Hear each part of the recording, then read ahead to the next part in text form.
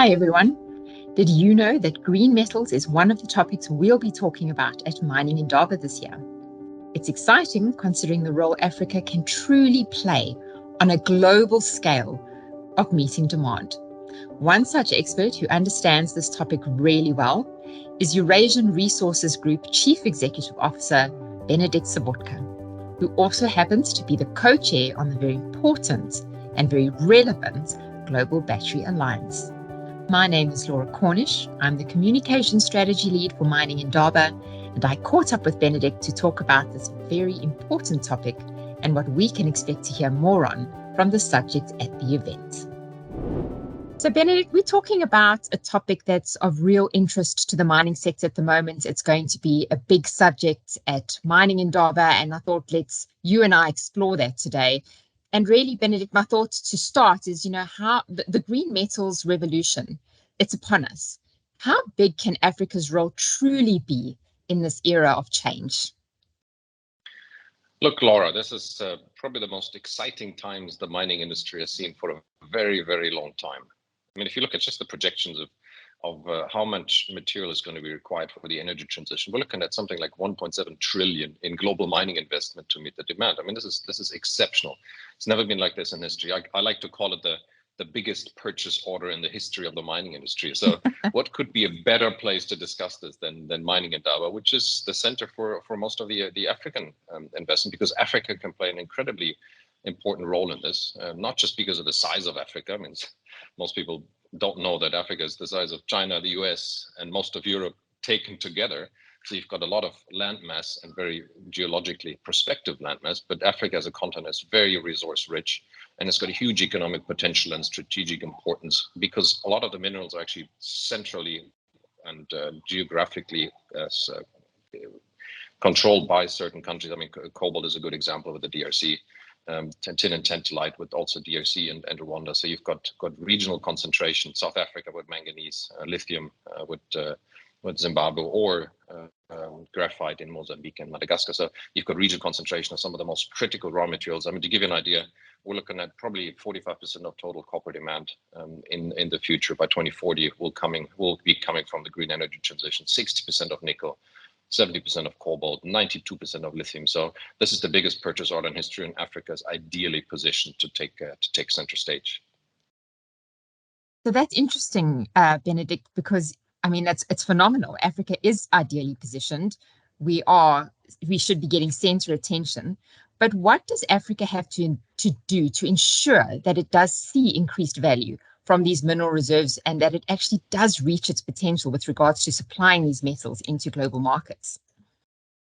Well, we are probably one of the actors on this continent that are most active in the battery material space. We operate in about 10 countries in Africa with exploration areas on top of that.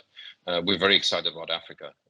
And we are one of the largest cobalt producers. Metal Coal RTR is now the world's largest cobalt producing site in the town of Kolwezi. We make about cobalt for about 3.5 million electric vehicles. So it's very exciting, and this all comes from the center of Africa. So the challenge for Africa is today it is very much still a raw materials producer that exports products that are in raw form that have still a lot of impurities, and that's get exported into the refining centers of the world, predominantly East Asia. And I think when you look at the value that minerals contribute for the economy, I always like to use the example of the mobile phone, which costs $1,000 in the store, and the minerals inside this phone is maybe about $100, of which probably $3 are the battery, right? So you've got $3 of the battery, means out of $1,000, $3 of that value is actually created in Africa, and that's and I think we need to see a big rebalancing, because you have companies that could not exist without the minerals that come from Africa, who have larger market capitalizations than entire economies in Africa, if not the entire African continent. So I think we need to see a bit of a rebalancing of what I call a just energy transition. It's not just about making the energy transition happen in the Western world, in the OECD countries, but it's also about bringing value and bringing economic and social development into Africa to have a much more just development as the supply chain now expands. It's the biggest transition in probably the history since the revolution that came with the use of hydrocarbon, the oil industry we're going to see something similar to this, and we have to make sure that everyone participates, because only then you will be able, as mining companies, as governments, you'll be able to keep your social license and your social contract with the local population.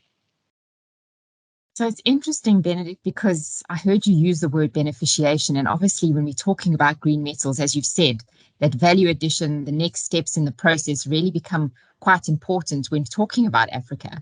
So I know that the DRC is a leader when encouraging beneficiation, and I say the DRC because I really do believe in the DRC, and it's really encouraging beneficiation of end products in the country. And it even has plans recently to establish a local battery manufacturing facility. What does that mean for global players with long-term operations in the country, such as Eurasian Resources Group? Yeah, so for us, I think we're one of the largest companies in the DRC. So we're very important, not just for our local communities where we operate hospitals and schools and help with infrastructure, but we're also a very relevant taxpayer. So for us, the future of the country is incredibly important. So we want to be part of that discussion. I personally believe that downstream and beneficiation in general is per se is not a value per se, right? It has to be competitive. And that's, I think, where many African countries have to be very cautious, is that if they want to beneficiate, it has to be competitive. Otherwise, it just leads to trade barriers, and it will lead to uncompetitive greenflation for the transition metals for the green energy transition. Where I think the potential is in places like the DRC is to take a bigger view. It's not just about building batteries, which I think is a wonderful idea, but it's pretty far removed from what you do today, which is just simple hydroxide of cobalt for battery cathode material, which is very far away from making batteries. So it's a long way to get there. But what the country here could do very well is it could focus much more on the ancillary infrastructure, the power infrastructure, for example. At Metalcore and in our operations in the DRC, we actually start to invest more into energy and electricity generation, into photovoltaic, into wind, into battery storage. We're also now building an acid plant that will help us produce acid locally, and we're building also reagent plants. Why not produce reagents in the Congo? Today we import all of this from East Asia, thousands of kilometers away. I think there's a lot much more that the industry as a whole can do to build an ecosystem that makes it more competitive. And of course, then look into beneficiation. What beneficiation is typically good at, and that's one of the reasons we're building a beneficiation plant at Metalcore, which is a purification circuit to produce ultra high pure cobalt hydroxide for the battery sector, is exactly because of this. Why would you export a material that isn't purified? Why can't you do it locally?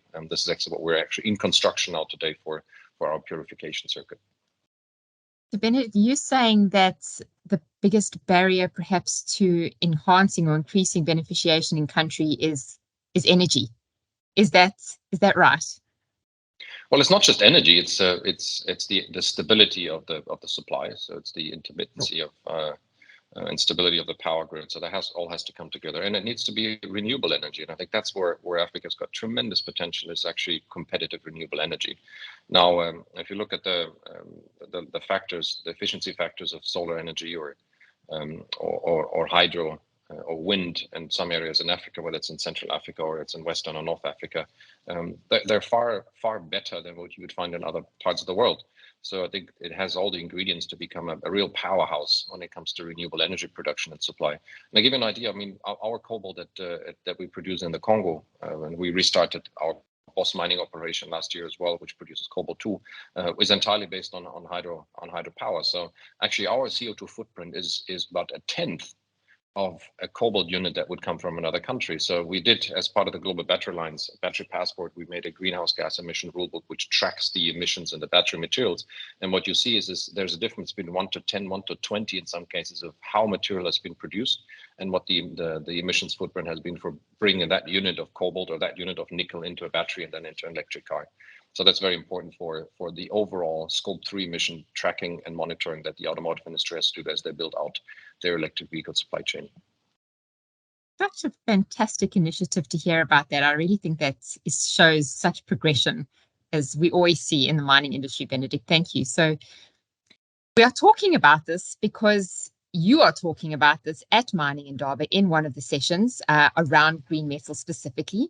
Tell me, Benedikt, what should industry players do to develop sustainable mineral supply chains? And what objectives would you like to see emerge specifically from your panel discussion around this topic? We are across the world in our 20 operating countries. We are committed to responsible sourcing and to establish sustainable supply chain, because there is no other way, right? It's both driven by consumer demand. Customers want to see where does the material come from. Customers want to see what the CO2 footprint has been, and customers want to see what the human rights and child labor prevention standards look like. And I think they have all right to ask those questions. So we have to make sure that we can always independently assure that the material that we produce is being produced in a clean way. Now, the challenge is particularly in the energy transition materials supply chain, is because this supply chain is expanding so fast, you do get bad behavior by some actors in this industry.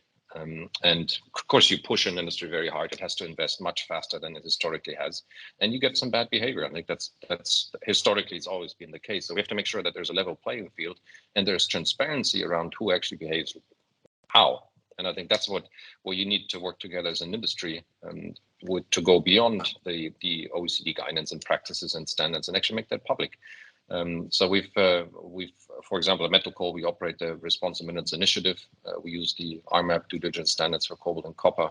We have our own standards that are verified by PwC called Clean Cobalt Framework, and we also participate in initiatives where you trace material. Resource is one of those initiatives we have with other industry players. We actually trace the unit of the material that goes from the plant to the refinery, then to the electric vehicle.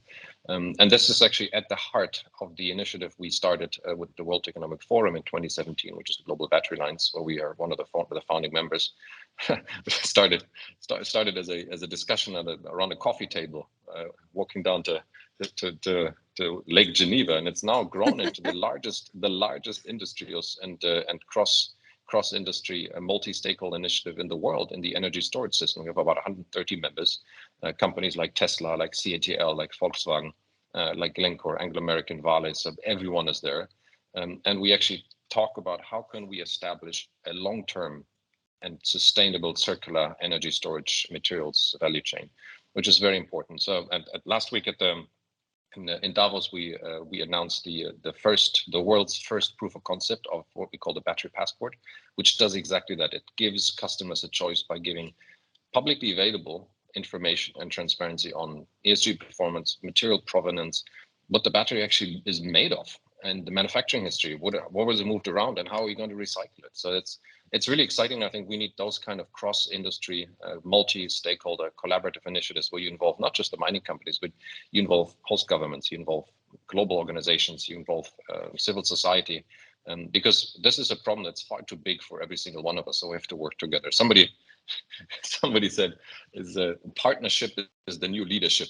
And I think that puts it in a very, very good perspective. So we have to work together across and beyond the traditional boundaries of our industries to make sure that this dramatic buildup of a green energy supply chain happens in a sustainable way.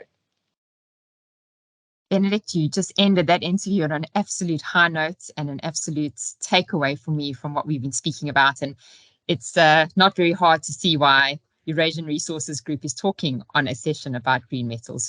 The company is clearly very active in the space and has a lot to showcase for what others can follow by. So appreciate your time, Benedikt, appreciate the things you're doing, and can't wait to hear your session in full at Mining Indaba, just around the corner. I will look forward to a wonderful week in Cape Town. Fantastic. Benedikt, thanks again. With all my friends and partners. Very good. Thank you. Good to talk to you. Thanks Benedikt.